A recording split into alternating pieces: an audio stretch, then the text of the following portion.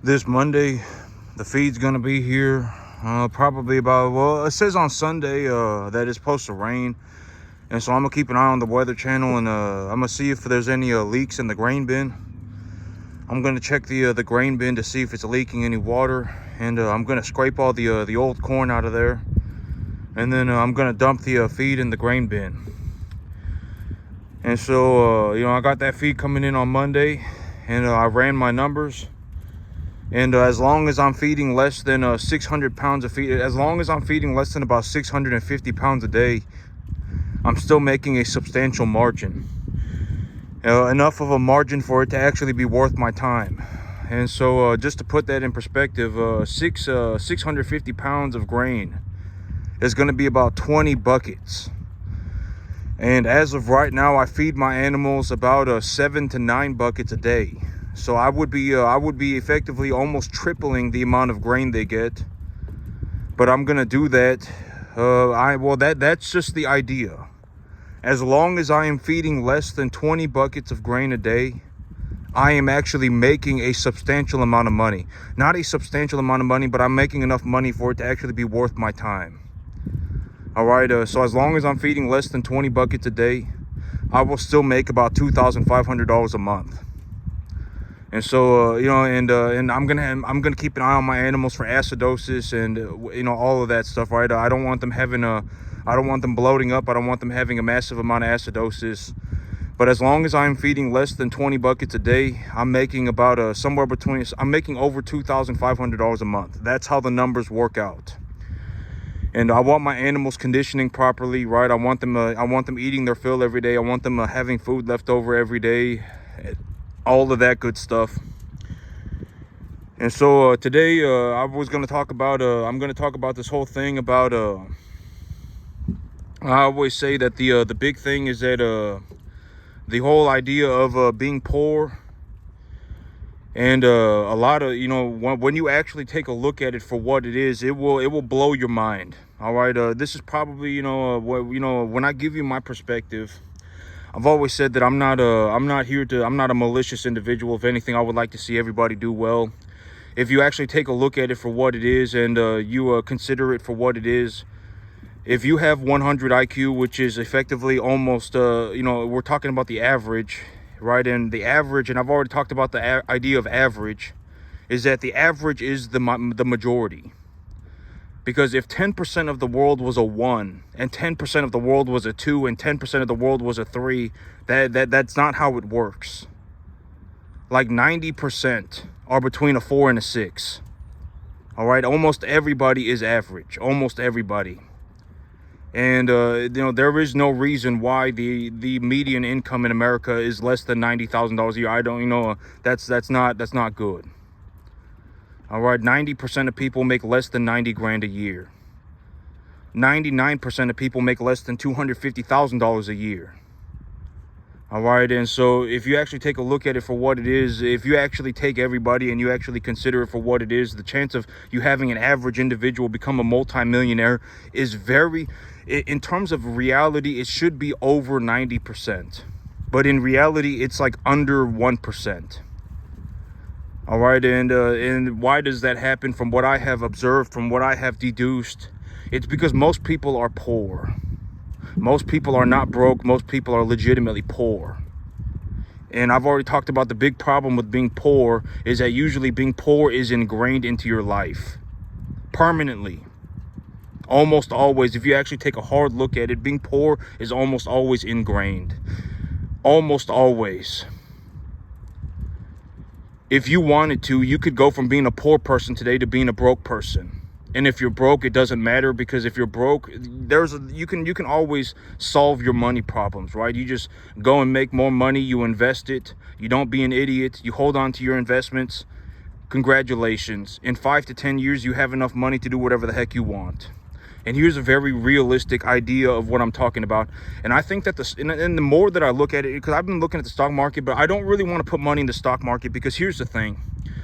If I have to, I will buy Coca-Cola stock. But in reality, by about March or April, I want to buy myself a new piece of land. I want to leverage my earnings to buy myself a new piece of land, because if I buy myself a new piece of land, I'll run more cattle.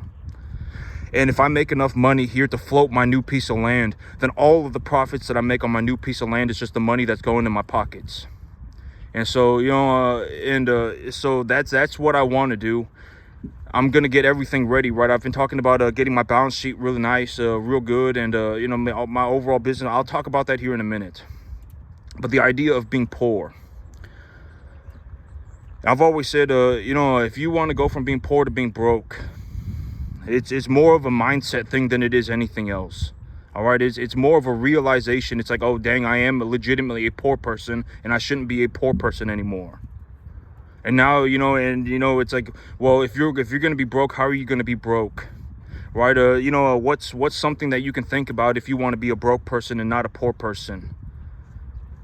Right? You want to think about accumulating assets. You want to think about accumulating assets that you can knowledgeably appreciate, that you knowledgeably will look at it and you go, yeah, I anticipate that this thing is going to appreciate, et cetera, et cetera. And a good idea of this is Coca-Cola stock. Coca-Cola stock, I'll talk about this as just one example of an idea. Coca-Cola stock produces a 3.12% dividend a year. It produces a 3.12% dividend a year, okay? So no matter what, you will get 3%. Your total equity position, you will get a 3% gain on that stock no matter what. And over the last, last like 74 years, Coca-Cola has gone up by like 9.7 or about 6.72% or 6.7% or something, 6.5% a year, and it also produces a 3.12% dividend. So if you think about it, Coca-Cola's been going up by 9.72% a year for like the last, 74 years. And if you think about it, Coca-Cola, like when I legitimately think about Coca-Cola as a business, they're not going out of business in the next 10 years, okay? Coca-Cola is not going out of business. They have a phenomenal business model. I mean, if you think about it, Coca-Cola is just a little plastic bottle with some water and some syrup in it, and they sell the thing for like $2. All right, it's a phenomenal business model. Coca-Cola is like a globally recognized brand. Right, I mean, et cetera, et cetera. There are many benefits of Coca-Cola. It produces a 3% dividend. If Coca-Cola stock fell 3% a year, for the next 5 years, that'd be Coca-Cola would fall 15%. Do I think Coca-Cola is going to fall more than 15? But no, I don't. And if you think about it like that, then you didn't even lose any money because you got a 3% dividend. All right, and so if you take a look at that and you go, oh well, Coca-Cola is a good company. They're not going to go bankrupt. Right, I mean, their earnings are probably going to be good. I mean, stay relatively equal for the future, and the government is printing, not the government, I don't know if the government's printing, but the central bank is printing money, and if you really think about it, and I've talked about the idea of inflation. Right, if you actually take a look at your situation right now and you think it's bad, it's probably going to get worse in the future. And I talked about this in terms of many different things, right? Like the idea of T-bone steak. 15 years ago, people used to pay $7, $8, $9, $10 for a T-bone steak, for a pound of T-bone steak. And nowadays, people pay, $13, $14, $15 a pound. Rent back in the day used to be $750, and now it's like $1,100. If you went back 15 years, rent used to be like $750. Rent used to be like $600. And if you look at it today, rent is going to be like $1,100, $1,200. And I've even talked about this. In the future, we might end up in a situation where in 15 years, your rent might be $1,500. If your rent is $1,200 right now, your rent might be $1,500 in 15 years. I've talked about this, right? The idea of inflation. Right now, like if you go to the bank and let's say you want to be a farmer and you're like, man, I really want to go and be a farmer, and I'm just gonna go and do it, and I'm gonna put my chops on the line, and I'm gonna work for it no matter what. I'm gonna stick to it, and I'm gonna go and buy myself a 20-acre piece of land. I've already given a realistic business plan for something that could be done, and it's like at the end of the day, you're not at risk for hardly anything. If you go and you buy yourself a 20-acre piece of land, you can buy a 20-acre piece of land for $1,500 a month. All right, it'll cost you about $1,500 a month. About a third of that will be equity, right? I mean, you fertilize a 20-acre field. Even if you mess it up, it'll only cost you $1,000. If you really focus yourself and take a look at your situation, and you do a decently good job, you somewhat do okay, right? You're not sitting there throwing positively charged fertilizer on the field, right in the middle of you know, because you're getting 1 inch of rain and it's 110 degrees outside. You know, granted that you're not doing anything like that, you will more or less get your money back at least. Right, and then you can practice for free. I've always said that I can give you all the information in the world. I can tell you exactly what I'm doing. I can show you what I'm doing. But at the end of the day, I cannot do the work for you. I talk about that all the time, right? And so you're going to have to go and practice. If you do not practice, and if your goal, and if you are watching me and you want to legitimately be a farmer like me, and your plan is not to go and work legitimately for the next 15 years of your life every single day, for 15 hours a day, then you are not going to make it.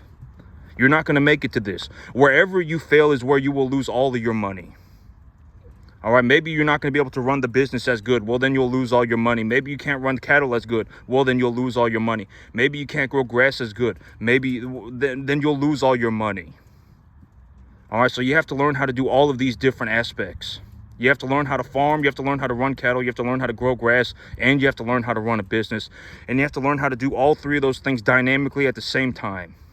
You take a look at your situation, consider your grass, consider your cattle, consider your business, take a look at it, come up with a plan, and then you go.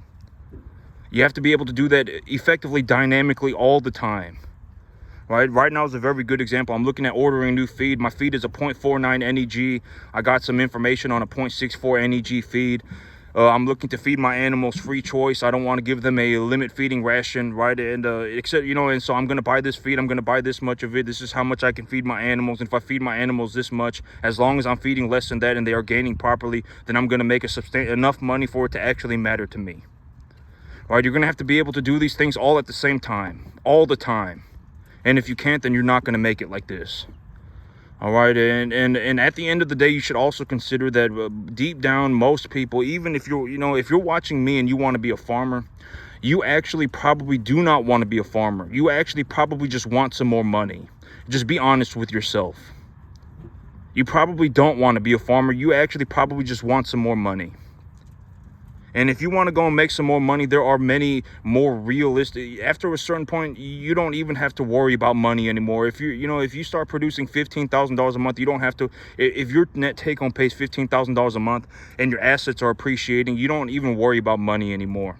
Like me, that's my situation, right? I mean, I'm taking a look at what I'm doing. My net take home pay is about $12,000-$15,000 a month. That's how much money I bring home. And I'm taking a look at what I'm doing, and I'm looking to grow my business. I'm not, the chance of me failing at farming is almost 0%. If I was legitimately going to fail, it would have to be something like I started doing hard drugs. I started drinking all the time. I mean, the chance of me failing at farming is borderline 0%. Like, the chance of me just failing as a farmer, it's not going to happen. I mean, if I was going to fail, what would happen, right? I mean, I would have to start doing drugs. I would have to start drinking all the time. If I started doing something like that, then sure, I would fail. But I mean, farming, I'm not going to fail at farming, right? I mean, I'm probably I may very well be one of the most capable farmers on the entire planet. All right, I legitimately managed to get into the top 0.00001% of the entire U.S. economy for the year 2024, starting a commercial cattle farm on 10.5 acres. All right, if you actually take a look at my numbers, I may be one of the most capable farmers on the entire planet. All right, very well might be. And if you take a look at what I'm doing, I'm taking, I'm going to go and take my money and I'm going to leverage it for another piece of land. I really want to do something for about $1 million. I can float $1 million, no problem. I got I'm sitting on, I got a couple $100,000 of my own money. And I want the bank to float the rest.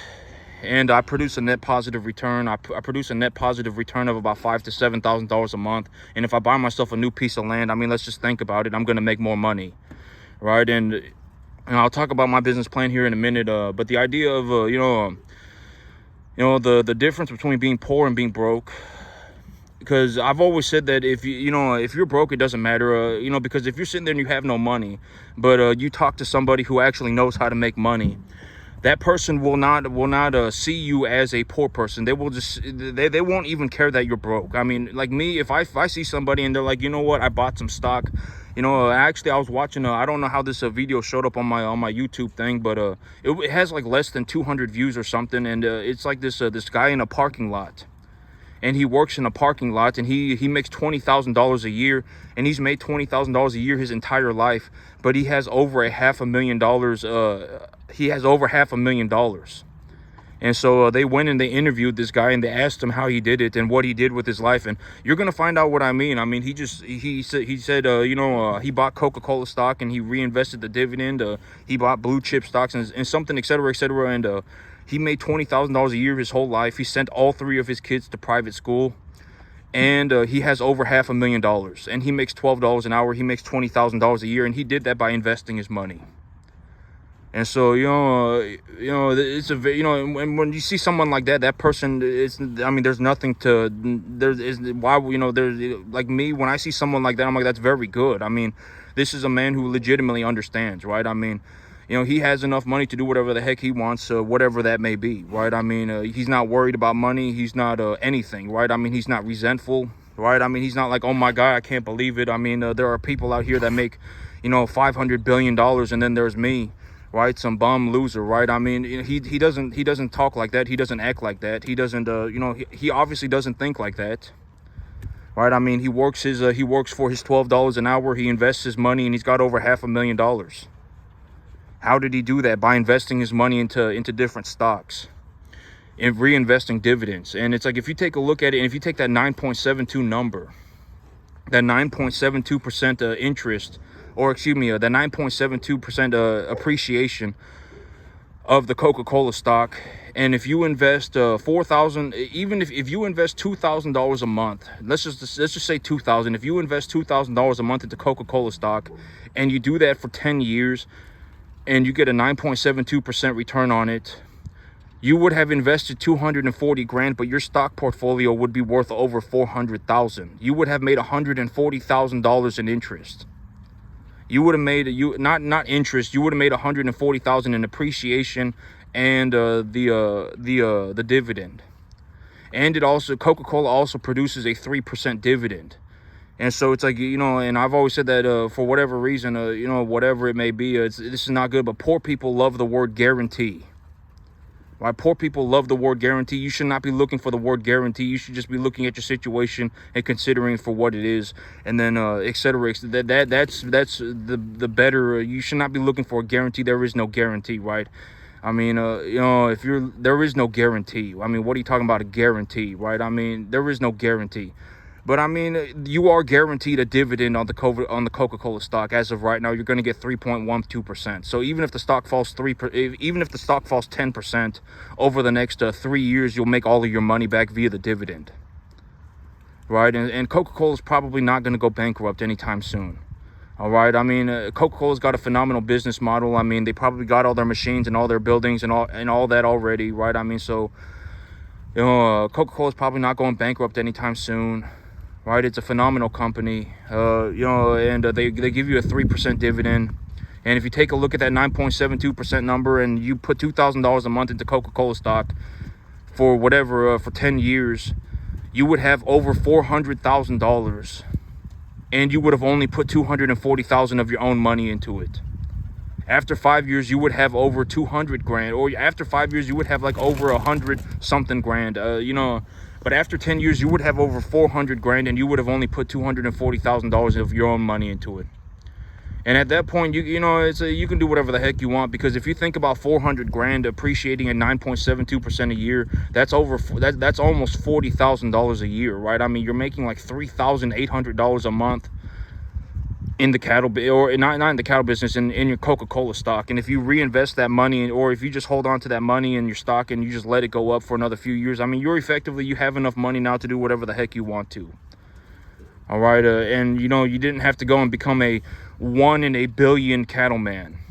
All right. I'm telling you, if you want to go and be a cattleman, you're probably not going to make it. All right. I mean, I know that's, but there's no time to waste. I mean, if you legitimately are going to want to make it as a cattleman, I mean, you're going to have to sit there and really come to the grips with the idea that this might take you 15 years. And you will have to work every single day. You'll have to sit there and you'll have to think about your business plan. You'll have to think about your cattle. You'll have to think about growing your grass. And if you cannot do all 3 of these things to somewhat of a very high proficiency, then you are not going to make it. And if you think that you can, then I hope I hope you succeed. I'm not going to sit here and hope that you fail. I sincerely would like to see you succeed, but just understand that you could be very well at risk of launching yourself off a cliff, legitimately financially bankrupting yourself for all eternity. All right, and I've already, but if you legitimately want to go and make it, and you actually got your head on right, and you want to go and do it, just understand that you can buy yourself a 20-acre field for about $1,500 a month. Even with the current interest rate, it'll be about $1,500 a month. And if you were to fertilize that entire 20-acre field, it would cost you about $1,000. And if you have 20 acres and it's decently fertilized, and you're paying the market average $1,500 a month for it, and you run when your grass is grown in properly, and you've actually paid attention to the details, and you actually understand what you're doing, right? Your grass is at a middle to late stage, middle vegetation stage, right? It's starting to produce a flag leaf. You fertilized it properly. The biomass is obviously being accumulated. You're taking a look at it, and you run whatever, a few dozen cattle on it. You run 20 right, 20, 30 cattle on it, and those cattle, they eat the grass for you. You don't go and buy machinery and bale hay. You don't want to be in a situation where you're buying machinery and baling hay because you have a 20-acre field of grass, right? Go and get some cattle. Put the cattle on the grass. The cattle will harvest the grass for you. Take care of the cattle properly. Give them, you're going to have to give them medications. I guarantee it. You're going to have to give them medications. You're going to have to understand what medications to put them on. And when you do that, you will make all of your money back. You might even make a profit. All right. And when you do that, you can practice for free. And you're going to have to practice a lot, like every day for the next 15 years of your life. And if you do that, you should ultimately end up in a situation where you're somewhere like this, or in a better situation. You would actually be doing better than me. All right, that's because me, it doesn't matter, right? I mean, why, what am I going to be? Do I think that but I can already guarantee you, I mean, I would love to see a bunch of people, do better than me at farming. I mean, I have not seen it to this day. All right. I'll talk about it like this. I talk about business, right? I talk about business. And when I talk about business, I say that there are different types of businesses. You have businesses that are just doing kind of okay, and they've been doing kind of okay for a very long time. All right, I talk about this when buying a business. You kind of have a business that's kind of doing okay, and it's kind of been doing okay for a very long period of time. The business is not doing exceptionally well, but I mean, it produces a good amount of money, and it's not really growing. And it's been producing this money for a very long period of time. And so I talked about this when if you're going to go and buy a business, then you can offer somewhat about 3 times of a multiple of the earnings for a business like this. If you take a look at the numbers over a long period of time, and you realize that, oh, well, this business is not doing exceptionally well, but it is doing good, right? It is producing a profit, a decent profit, enough of a profit for you to do whatever the heck you want. You can take that money and, you can, buy yourself a very nice job. And the thing is probably not going to do exceptionally better in the future, but it's also not going to do exceptionally worse. Then a good reasonable estimate to offer for something like this is about 3 times, maybe even up to 5 times the earnings, right? And then you have businesses that are growth companies. And when you have a growth company, you're looking at the business and you're like, I legitimately think that this business is going to do way better in the future. Like, I'm actually looking at, I've taken a look at it. I'm looking at the guy who's running it. Like, this is like the most capable individual I've ever seen in my entire life. I legitimately have not seen anything like this before, ever. And this is legitimately like the most solid, most capable individual I've ever seen. The business is very good. I mean, the business, I've listened to the business. I've seen the business, and I've taken a look at the numbers, and the business is very good. Then that's called a growth company. That's called a growth. You get a growth multiple. Your business is actually worth more because the business is going to do better in the future. And then you have businesses that effectively do nothing and bankrupt, and those businesses are zero. All right, I went on a La La Land adventure. I thought this was going to be a magical journey for me, and then I lost all my money. Boom, congratulations, now you're at zero. Those are the 3 types of businesses. And if you think about those 3 types of businesses as people, then I think it will open your mind. You have people who are just kind of doing okay. They're not really looking to do better for themselves. They're just kind of doing okay, and they just kind of want to do okay for a very long period of time. Right? That's kind of that's where they are in life. God knows it. It just is what it is. All right, they're kind of doing okay. They're not really looking to do exceptionally better for themselves. They're not really looking to better themselves. They're not learning anything. They're not, they're not actively going and looking for better information, etc., etc. They're just kind of doing okay, and they just kind of want to do okay forever, and that's their plan. And then you have people who are legitimately just going straight downhill. All right, just, straight downhill. I mean, just hemorrhaging money. Every dollar they touch goes bankrupt. And then you have people who are looking to grow. You have people who are looking to do better for themselves. You have people who are actively, looking to do better for themselves, and they're coming up with plans and realistic ideas. They're not going to go and gamble. They're not going to, whatever, right? I mean, you have people who are actually looking to do better for themselves, and you want to be in a situation where you are looking to do better for yourself. All right, if I invest $2,000 a month into Coca-Cola stock, and I do that for 10 years, I will have, and the average of the 9.72% happens over the next 10 years, and I will have $400,000.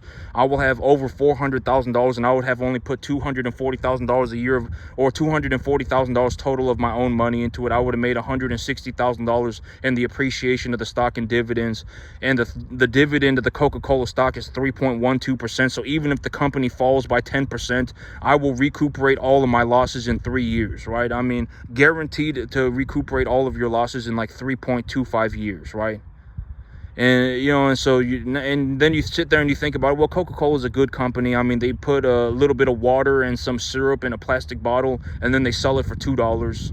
Right? I mean, they probably have all their equipment that they need. They probably have all their buildings. They're probably not going bankrupt over the next 50 years. So it's a good company. And then you put your money in the stock, $2,000 a month. In 10 years, you put $240,000 into it, and you have 410 grand.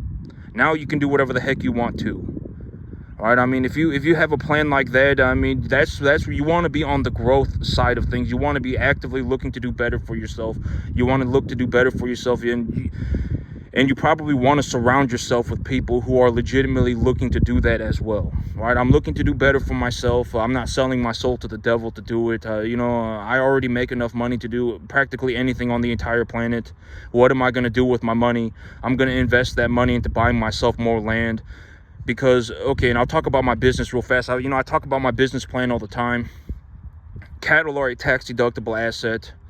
When I buy cattle, I'm not actually spending any money. And I gave you this idea of investing is, when you invest your money, the big idea is that you're not spending any money. Right? I talk about this in terms of a broader idea of investing, is that when you invest money, you're not actually spending any money. You are trading your money for something that is equally as valuable. And I use cattle as an example. Like when I go to the sale barn and I make $7 grand, let's say I make a $7,000 check, and I buy $4,000 worth of cattle with that $7,000 check. That $4,000, if I really wanted that money back, I could just sell the cattle and get my money back. I didn't spend any money, right? And so, when I go to the sale barn and I make $7 grand, I made $7 grand. If I really wanted, let's say I used half of my paycheck to buy more cattle. If I really wanted that other half of my paycheck back, I could just liquidate my cattle. All right, and so this is the big idea of investing. You're not actually spending any money. You're trading your money for something that is equally as valuable with the money. And in reality, you want to be in a situation where you are actually have the knowledge and and you have actually considered it for what it is, and you can actually appreciate the asset profitably yourself, knowledgeably. That's where you want to be. And if you can do that, that's what I call printing your own money. Right? In terms of my net worth right now is probably about $2 million. And about 1,900,000 of that probably came, somewhere around 1,900,000 of my net worth came from the cattle business. I don't sell courses on YouTube. I don't sell my soul to the devil for money. I run commercial cattle, and I make money on my cattle. I start my own business. I'm looking to grow my business in the future. I have a realistic idea of how I'm going to do that, and I'm going to go for it. I produce an excess of net profit, etc., etc. All right, and so that's how I made my net worth. If, I have about a $2 million net worth, and about 1,900,000 of it came from the cattle business. I don't sell courses on YouTube. I don't, nothing like that. All right, and trust me, you don't have, money. If I wanted more money, I wouldn't go and ask somebody. I wouldn't go and be like, oh my God, please invest in my business. Right? I wouldn't do that. I would just run more cattle. Legitimately, if I wanted more money, I would just run more cattle. All right, and so, I don't, trust me, I don't want anything from anybody. Trust me. I make enough money to do whatever the heck I want already. All right, and if I want more money, if I legitimately think, not even if I want more money, I'm gonna, when I take a look at it reasonably, I already have enough money to do anything on the entire planet. I'm gonna expand my business because I believe that that's the right thing to do. If I, because the way that I see it is, I've always said this, but if I want to sit on a 10.5 acre field and I want to make $120,000, I want to make $140,000 a year for the rest of my life, I can do that. I can always come back and do it. It's not that big of a deal. All right, it's not that, I can always come back and just do this. If that's really what I want, if I want to sit on a 10.5 acre field forever and make $200,000 a year, if I want to make $150,000 a year, sitting on a 10.5 acre field, I can always come back and do it. It's not that big of a deal, right? I mean, why would I make that my life goal, though? I'm not going to do that, right? I'm going to go and I'm going to do better for myself. I'm going to expand my farm. I'm going to run more cattle. And the money is negligible. The money is already negligible to me. The money doesn't matter. I already make such an excessive amount of money, that it doesn't matter. I can, even if I sit out here on my 10.5 acre farm, I mean, about 1,900,000 of my net worth came from the cattle business, just running cattle. So, the money is negligible to me already. I can already buy anything. It doesn't really matter. I probably have a net excess. If you really think about the cattle business, and I've talked about the idea of the cattle business, is that I want to be sitting on cattle. I don't want to be sitting on money, because cattle are tax deductible. And at the end of the day, they're effectively a cash equivalent asset. I mean, I can go and get my money back for it whenever I want. And, and I can knowledgeably appreciate cattle. So, I'd rather be sitting on cattle, and the big idea is that if I make $7,000, I want to put myself in a situation where if I make $7,000, I buy $7,000 worth of cattle. Because if I make $7,000 selling 4 cattle and I buy 8 cattle with that $7,000, let's say I sell 4 cattle and I make $6,500. I sell 4 cattle, I make $6,500, and I take that $6,500 and I buy 8 cattle. Then I double the number of cattle that I have for that same amount of money. Now I'm appreciating twice as many assets. And whatever, if I need to go and buy myself, 10 tons of feed, and it's going to cost me whatever, it's going to cost me $3,200, I'll just sell 2 cattle, and then I will just take the money, and then I will just buy the feed. I've taken my asset and I've purchased another tax deductible asset that I can appreciate, where I've taken a look at the numbers and I can actually appreciate the feed, right? If I bought the feed, I can actually make a positive return on it. If I can do that, then I'm not going to sit around with $100,000 for no reason, right? I would rather just have a large amount of cattle, and if I need money, then I can just take a portion of my asset portfolio and liquidate. And I can just take the money and then just purchase whatever the heck it is that I need. There's no reason for me to sit around, and this is actually, I'll just give you my honest situation. I'm sitting here right now with probably in terms of just money, right now that I can just go to the bank and get it. Right now, I'm sitting on about almost somewhere between 200 and 250,000. Actually, this is a very reasonable time to say. This is a very reasonable. This, maybe if I say it right now, you'll understand. I'm sitting here right now with about 250,000 liquid. All right, and there is nothing for me to buy. Nothing. Right? I mean, my truck is perfectly fine. I mean, it's only got 73,000 miles on it. It doesn't have any issues with it at all, right? I mean, my trailer is just fine. It doesn't have any issues. I mean, nothing's wrong with it. I mean, and I live by myself. I mean, I'm not, there's nothing, I'm sitting here with almost 250,000 liquid, and there is nothing for me to buy, and it's actually kind of agitating. I want to buy myself more land. You know, I want to buy myself more land, but I'm like, you know, maybe, you know, if I just continue forward and I just move forward and I just keep going, maybe by about March or April, there'll be something that I can buy. Because right now the market kind of sucks. There isn't really anything that I want to buy on the market. And but this is a very reasonable time to, I'm sitting here with about 250,000 liquid cash, and there's nothing for me to buy at all. And this is the situation that ultimately, you know, you're looking to get yourself into as well, right? You want to get yourself into a situation where you have $250,000 worth of equity in Coca-Cola or whatever it is, investment that you chose. You have $400,000 of equity in a company, and there is nothing for you to buy as well. You'll understand when you get to this point. You will understand. Granted that you don't have major problems. If you have major problems, it doesn't matter how much money you have, you will lose all of it, all right? I mean, you know, but, you know, granted that you don't have major problems, and, you know, you will understand as well. But when you get to this point, should you get to this point, you will understand as well. I'm sitting here with like 250,000 liquid, and there is nothing for me to buy. Nothing. You know, I want to buy myself a new piece of land.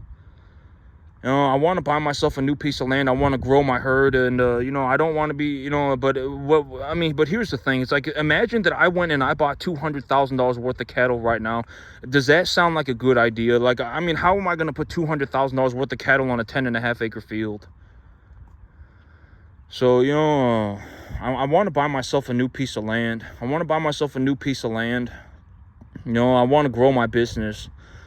And, you know, after a certain point, the money doesn't do anything. And, you know, I'm making a net profit of, even right now, I'll probably end up making myself, because I thought about it and I was like, I would have to feed like 30 or something like that. Or I don't know. It's like, or 20 buckets of grain a day.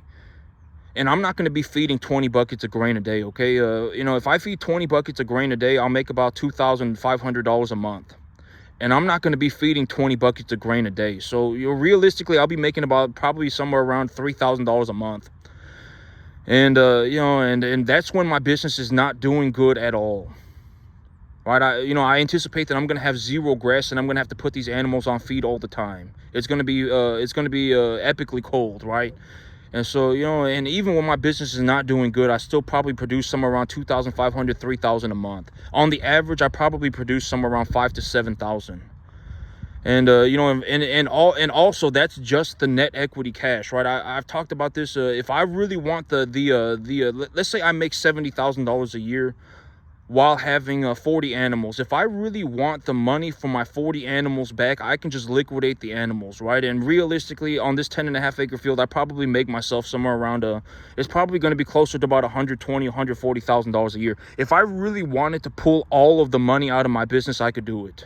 But why would I do that? What good would that do? Why am I going to sit around? And like, even right now, it's like sitting around with 200 grand is it's just kind of worthless. I mean, because it's like, what am I gonna, 200 grand. I mean, I want to buy myself more land. So,